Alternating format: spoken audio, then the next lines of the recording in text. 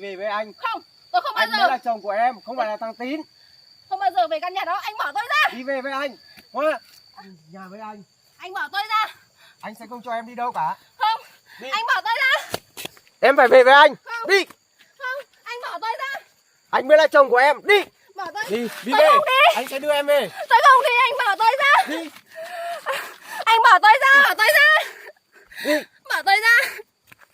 Tôi không về. Anh làm tôi đau rồi đấy. Anh cũng không muốn làm em đau đâu. Anh bỏ tôi ra. Tôi không về. Đi. Anh bỏ tôi ra. Hoa. Đi về với anh. Không, anh bỏ Đi, tôi ra. anh bỏ cô ấy ra. Anh làm gì ấy? Đó là chiếm hữu. Mày, Hai người dừng lại. anh định đánh tôi à? Anh dừng lại. Em tránh ra. Hả? Anh đi về đi. Anh đừng gây thêm chuyện nữa.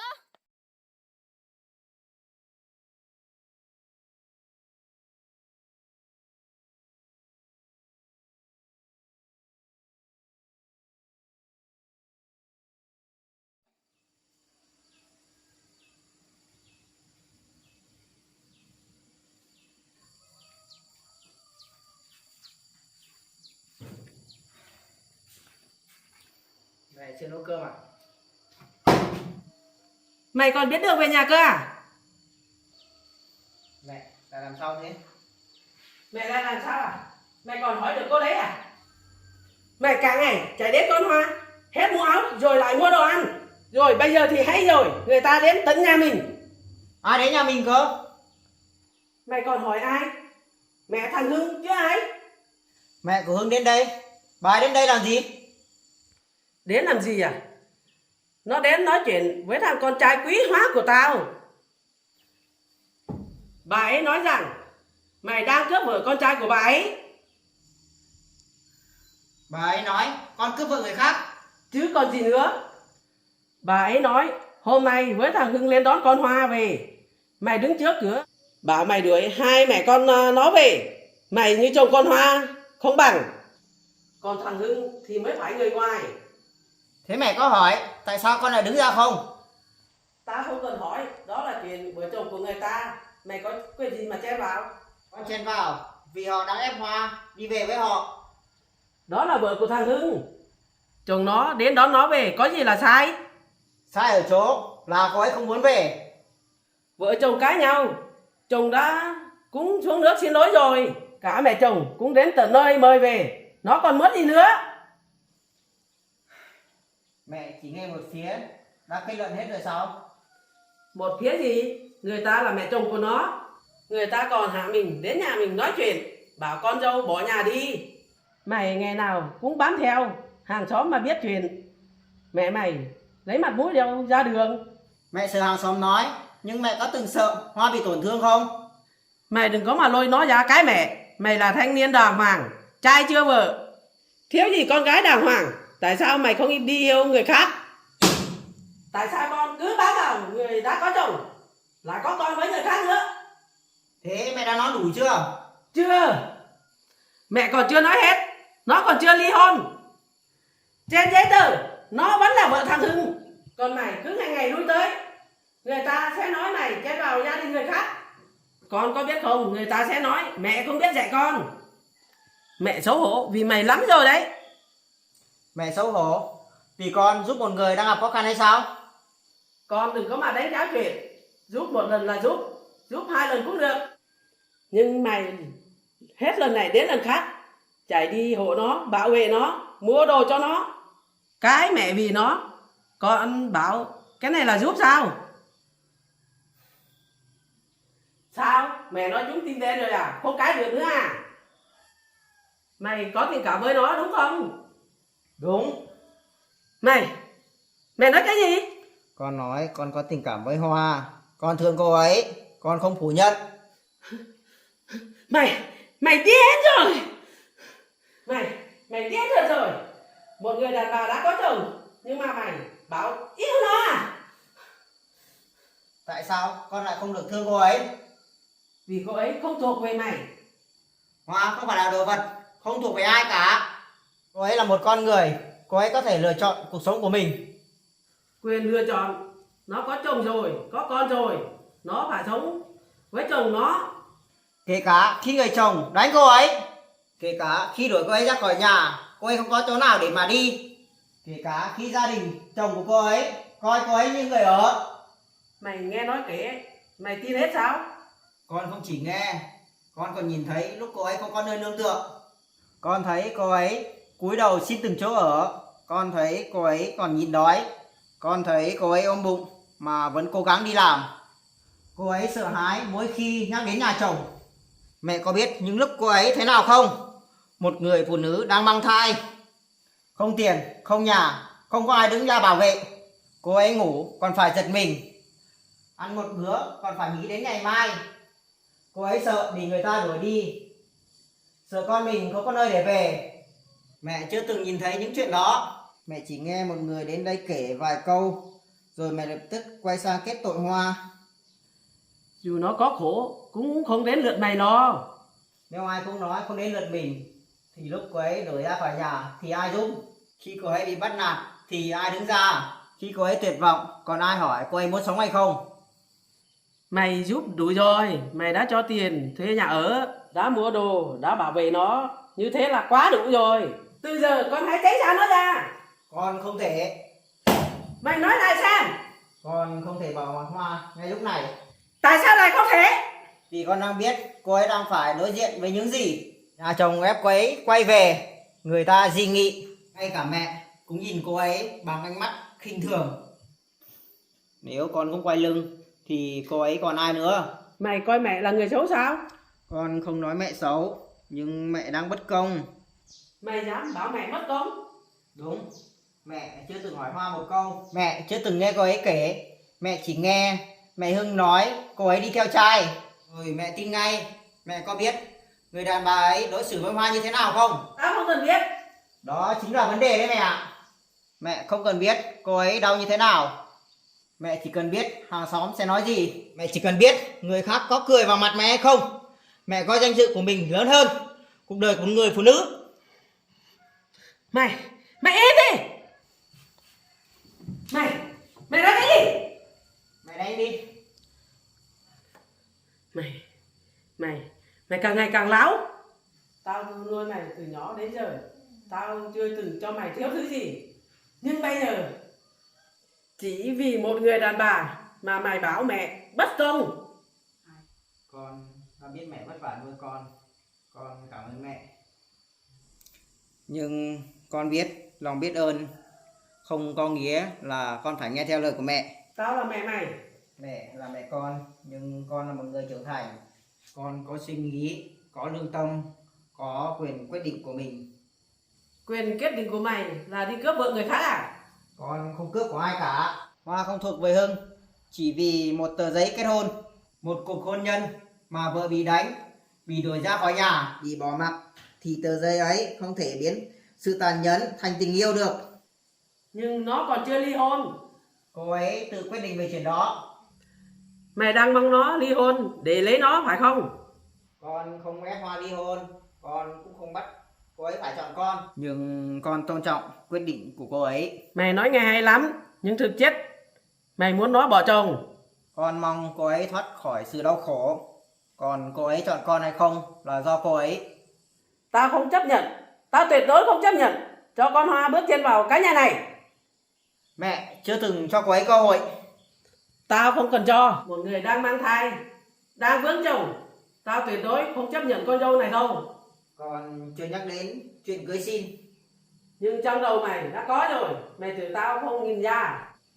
Mày thương nó, mày chăm sóc nó, rồi một ngày mày sẽ đòi cưới nó. Tao nói trước, chừng nào tao còn sống, chuyện này không bao giờ xảy ra. Mẹ đang bắt con sống theo cuộc sống của mẹ. Tao chỉ muốn tốt cho mày. Mẹ chỉ sợ hàng xóm cười, nhưng mẹ có nghĩ đến hạnh phúc của con không?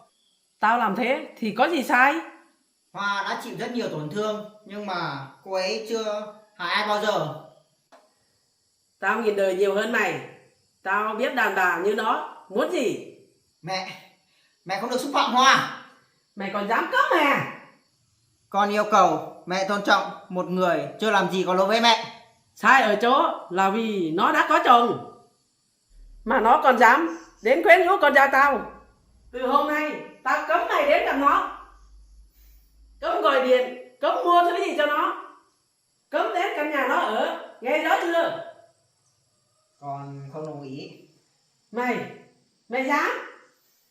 Nếu mày còn dám đến gặp nó thì mày đừng coi mẹ là mẹ mày nữa.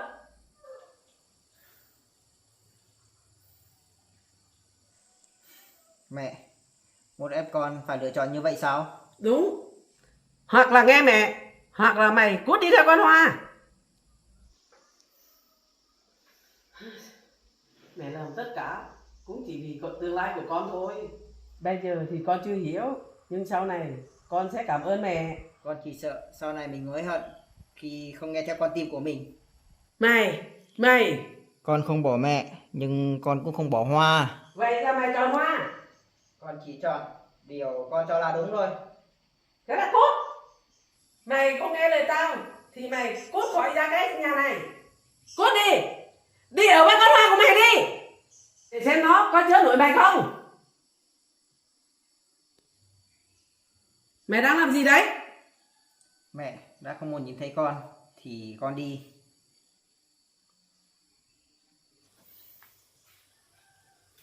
Mày dám bước ra khỏi cửa, mày đừng có mà về nữa. Con đi, vì con ở đây mẹ cũng không nghe con nói nữa. Con đi. Tín, mày đứng lại. Mày mà đến chỗ con Hoa, tao sẽ đến tận nơi kéo mày về. Mẹ càng làm vậy càng khiến con đi xa hơn thôi. Mày nói gì? Mẹ đang vì sĩ diện chứ không phải hạnh phúc của con. Tín, Tín ơi, Tín, mày đứng lại. Con Mày xin có lỗi. nghe không? Con xin lỗi, lần này con sẽ không nghe theo lời mẹ nữa. Tín, mày quay lại ngay. Mày bước ra khỏi nhà này, mày đừng có mà trách mẹ. Mày mì một người đàn bà, mày dám bỏ mẹ mày sao? Con Hoa, chị vì mày, mẹ con tao trở nên như thế này.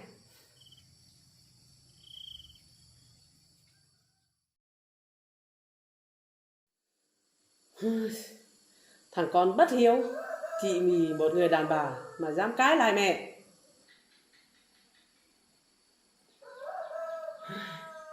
Nó đi đâu từ nãy đến giờ? Chẳng lẽ nó lại đến nhà con Hoa? Không được, thằng Tín đang tức. Nó bảo nó không bỏ con Hoa.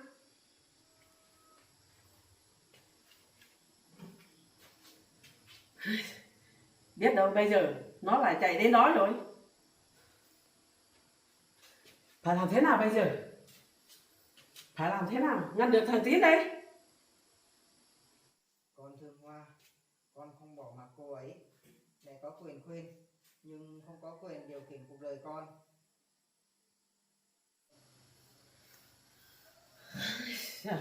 Nó lớn rồi. Tưởng kiếm ra đồng tiền thì không cần mẹ nữa. Nó tưởng nó hiểu đời lắm sao? Từ khi con Hoa xuất hiện, nó hoàn toàn thay đổi rồi. Mẹ nuôi con bao nhiêu năm, chịu bao nhiêu vất vả. Cuối cùng lại không bằng một người đàn bà mới quen. Không phải vì mình không bằng nó. Là vì con Hoa đóng vai đáng thương, làm cho thằng Tín thương hại. Dù từ thương hại đến thành mê muội.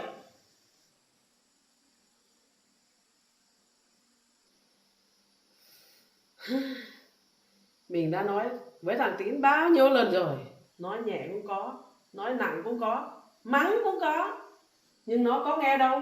Càng nói nó càng bảo vệ con Hoa. Càng nói nó càng cho là mẹ mình độc ác. Nếu mình không khuyên được thằng Tín thì mình phải nói với con Hoa. Đúng, mình phải đi tìm con Hoa. Thằng Tín không chịu nghe mẹ, nhưng con Hoa nó biết điều, nó phải tránh xa. Biết rõ mình đã có chồng và đang mang thai của người khác. Vẫn để thằng Tín chạy đến đó. Nó không có tin thì ai tin? Không được, mình phải lên xem mới được.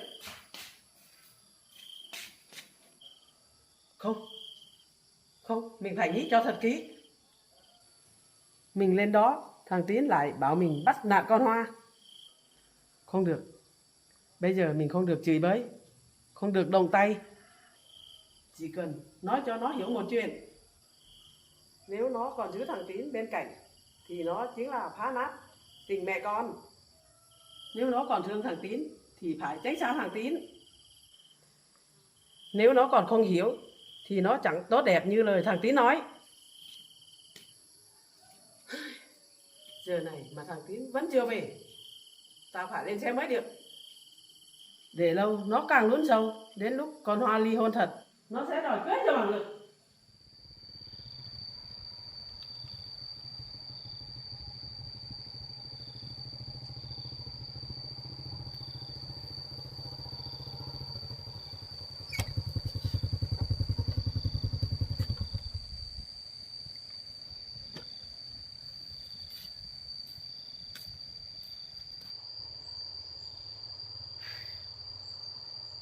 Tại sao?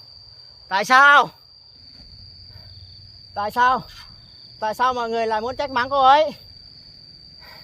Tôi chỉ muốn bảo vệ một người bị chồng đánh đập, bị đuổi ra khỏi nhà. Tại sao? Như vậy thì tôi sai ở đâu? Tại sao? Tại sao chứ? Tại sao?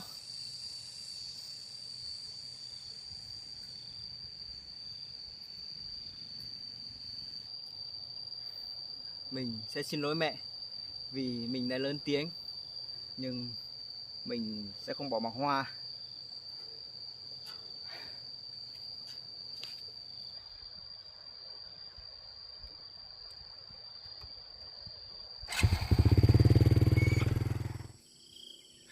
Không được, mình phải đi thôi.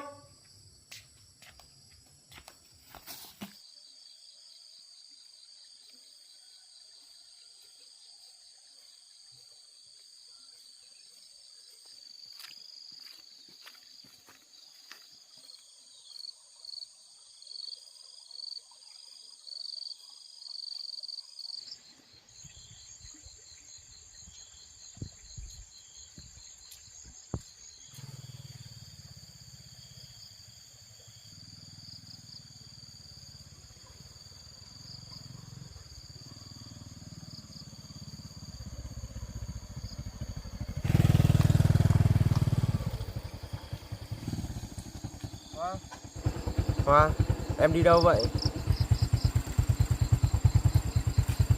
Hoa, em đứng lại.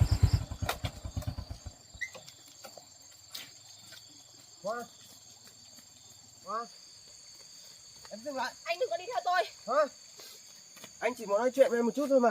Không, tôi không có gì để nói với anh cả. Hoa, em nghe anh nói một lần thôi. Anh tránh ra. Tôi đã nghe anh nói quá nhiều rồi. Anh tránh đường để tôi đi đi. Anh đã đến nhà em, tìm em từ sáng, nhưng không thấy em ở đó. Anh sợ em lại bỏ đi. Tôi đi đâu không liên quan gì đến anh. Sao lại không liên quan? Em vẫn là vợ của anh. Đừng nhắc hai tiếng vợ chồng trước mặt tôi. Anh biết em còn giận. Tôi không còn giận nữa. Vậy tại sao em cứ tránh mặt anh? Vì tôi không muốn nhìn thấy anh, không muốn nghe những lời xin lỗi đã quá muộn. Tôi càng không muốn quay lại căn nhà khiến tôi sống không bằng chết. Anh biết là anh đã sai. Anh thật sự biết lỗi rồi. Những ngày mà em không ở nhà, anh không ngủ được. Anh đi làm cũng không tập trung. Mỗi khi anh đi làm về đến nhà, nhìn đâu cũng thấy hình bóng của em. Anh nhớ tôi, hay là anh đang nhớ một người phục vụ giặt quần áo cho hai mẹ con anh? Em đừng nói như thế. Tại sao tôi không được nói? Đấy chẳng phải là cuộc sống của tôi suốt bao năm sao? Tôi đã sống với anh bao nhiêu năm? Tôi đã cố gắng làm một người vợ tốt đến mức nào? Anh là người hiểu rõ nhất. Tôi dậy trước tất cả mọi người, nấu cơm cho anh, chuẩn bị quần áo để anh đi làm, chăm sóc mẹ anh mỗi khi bà ốm đau. Tôi ăn sau, ngủ sau, việc gì khó cũng nhận về mình. Tôi đã nghĩ chỉ cần tôi cố gắng thêm một chút thì anh sẽ hiểu tôi. Mẹ anh cũng sẽ coi tôi là người trong nhà. Nhưng tôi càng cố thì anh cứ nghĩ đấy là nghĩa vụ của tôi phải làm. Tôi càng nhịn thì mẹ con anh càng nghĩ tôi yếu đuối. Anh biết. Không, anh không hề biết. Nếu anh biết thì anh đã không để tôi khóc một mình từng ấy năm. Anh đã không đứng nhìn mẹ anh mắng nhiếc tôi. Anh đã không bắt tôi xin lỗi Kể cả tôi không làm gì sai cả. Và anh càng không thể cặp bồ ở sau lưng tôi. Chuyện đó thì anh đã chấm dứt rồi. Chấm dứt vì tôi bỏ đi, hay vì người đàn bà đó không mang lại thứ anh muốn? Anh thừa nhận khi đó anh hồ đồ, anh bị người ta tác động, không còn được tỉnh táo. Anh đừng đổ lỗi cho bất kỳ ai. Anh phản bội tôi, đấy là lựa chọn của anh. Anh đánh tôi cũng là lựa chọn của anh. Anh đuổi tôi ra khỏi nhà thì đấy cũng là lựa chọn của anh. Không ai cầm tay anh, bắt anh làm những điều ấy cả. Anh xin lỗi. Anh không còn điều gì để biện minh. Anh sai hoàn toàn. Nhưng con người, ai cũng có lúc phạm lỗi. Em có thể cho anh một cơ hội được không? Tôi đã cho anh quá nhiều cơ hội rồi. Nhưng em chưa từng nói là em sẽ bỏ anh. Bởi vì lúc đấy tôi còn hy vọng. Tôi hy vọng anh sẽ thay đổi. Tôi hy vọng anh nhận ra tôi cũng biết đau. Nhưng mỗi lần tôi im lặng, anh lại tưởng tôi có thể chịu đựng được thêm. Tôi đã chịu quá đủ rồi. Hoa, em đừng đi. Anh tránh ra. Hoa, Anh tránh ra để tôi đi. anh cũng đã nói với mẹ rồi. Từ giờ mẹ sẽ không đối xử với em như trước nữa. Và anh cũng sẽ không để ai làm tổn thương em nữa. Anh đã từng nói những lời đó nhiều lần rồi. Nhưng lần này là thật. Lần nào anh cũng nói là thật. Nhưng chỉ cần mẹ anh khóc vài câu thôi là anh lại quay sang trách tôi. Chỉ cần người đàn bà khác nói lời ngọt ngào, anh lại quên mất mình đã có vợ. Anh còn muốn tôi tin vào điều gì nữa? Tin về anh, tin vào đứa con của chúng ta.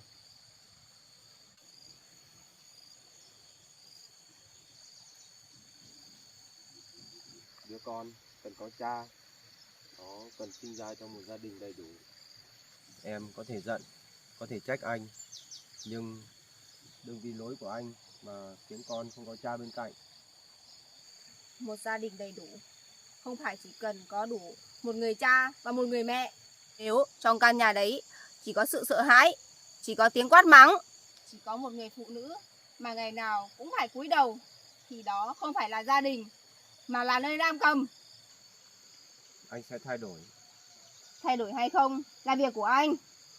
Nhưng tôi không có nghĩa vụ phải đứng đó xem anh có thay đổi thật hay không. Em tuyệt tình với anh vậy sao? Tuyệt tình à? Ngày anh đi với người phụ nữ khác, anh có nghĩ mình tuyệt tình không? Ngày anh đánh tôi, anh có nghĩ tôi cũng biết đau không? Ngày anh và mẹ anh đuổi tôi ra khỏi nhà, khi đó tôi còn đang mang thai con của anh. Lúc đó anh có từng nghĩ đêm đấy tôi sẽ ngủ như thế nào không? Tôi đã đi đến giữa đường mà không biết mình nên tiếp tục đi đâu. Trong người không có tiền, không có chỗ ở. Tôi đói đến mức choáng váng, nhưng tôi vẫn phải ôm bụng tự nhủ rằng mình không được gục ngã. Vì nếu tôi gục ngã thì sẽ không còn ai bảo vệ con tôi cả. Khi đó anh ở đâu?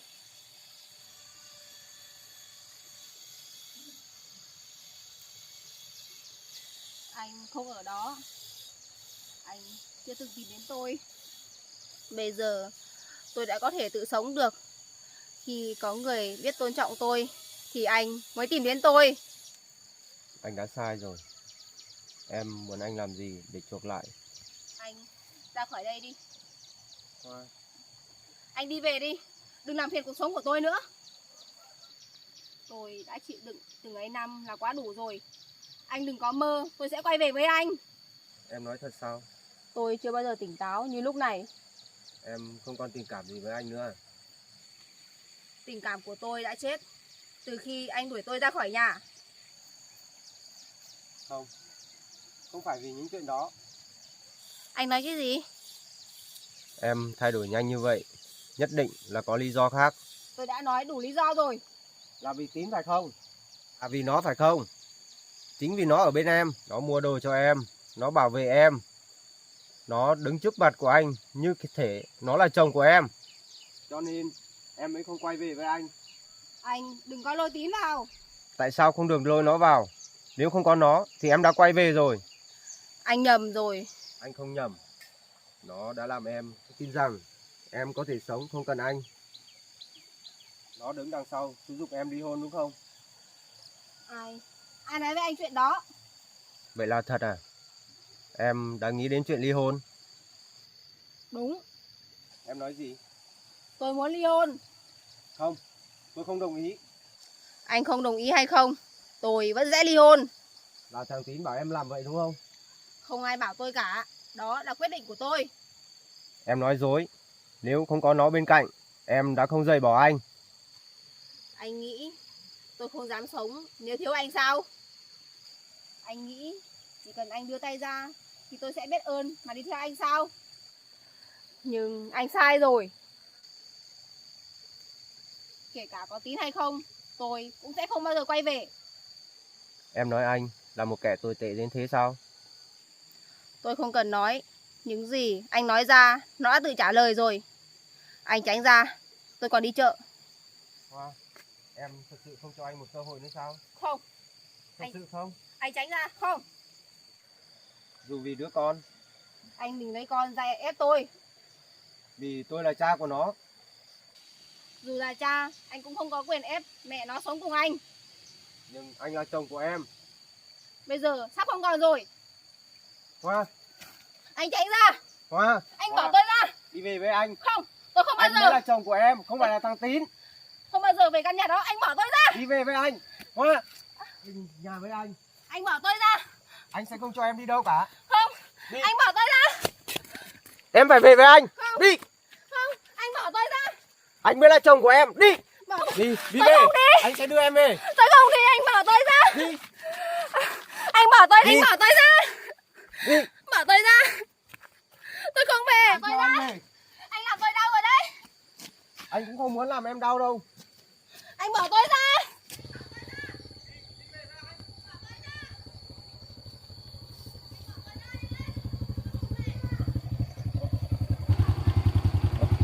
Kia phải Hoa.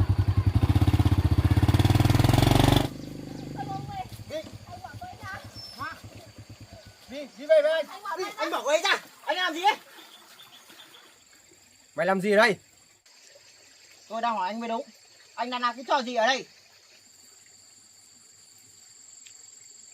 Hoa, em có làm sao không?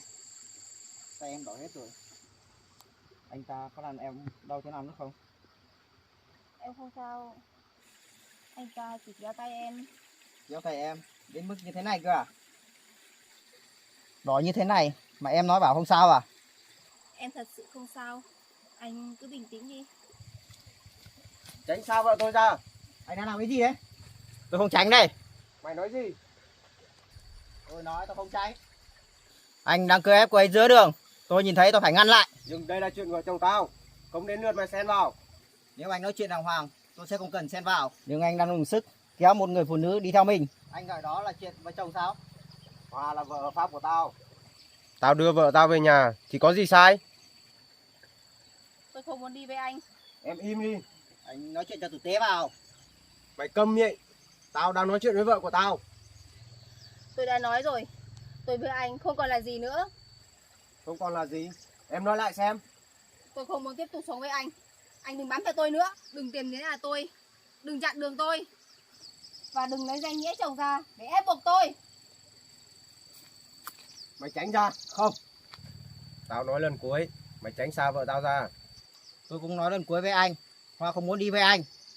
Anh hãy để cô ấy yên đi. Mày lấy tư cách gì mà nói? Tư cách một người thì để sai mà có thể đứng yên. Nghe cao thượng quá nhỉ. Mày tưởng tao không biết mày đang nghĩ gì sao? Mày muốn cướp vợ tao. Mày giả vờ giúp cô ấy.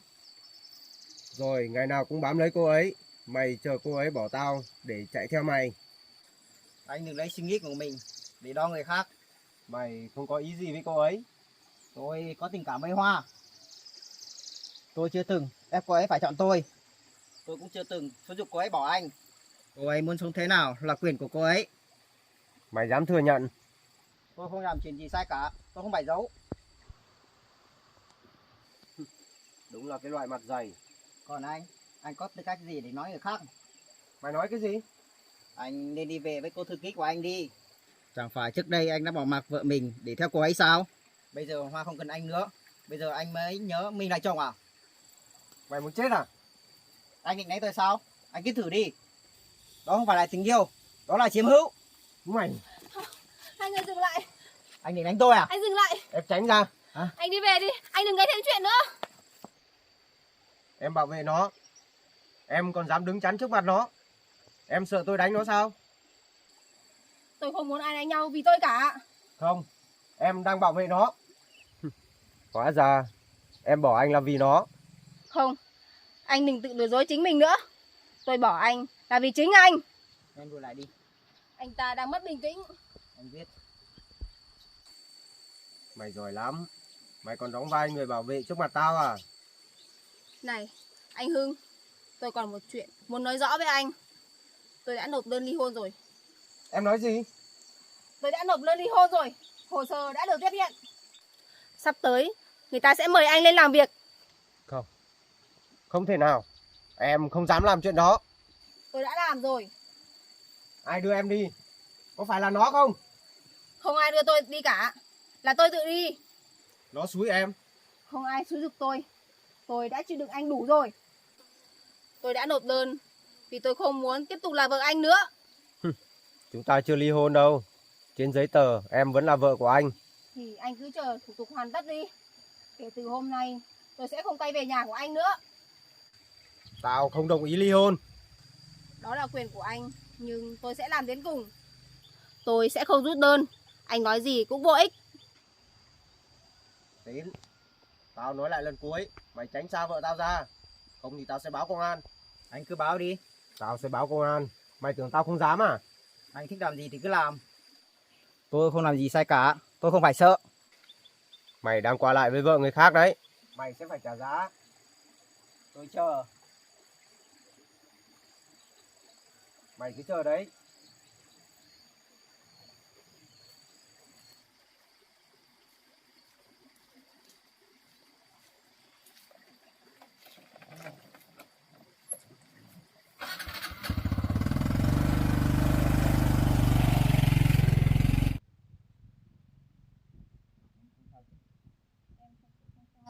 Chỉ là hơi đau một chút thôi.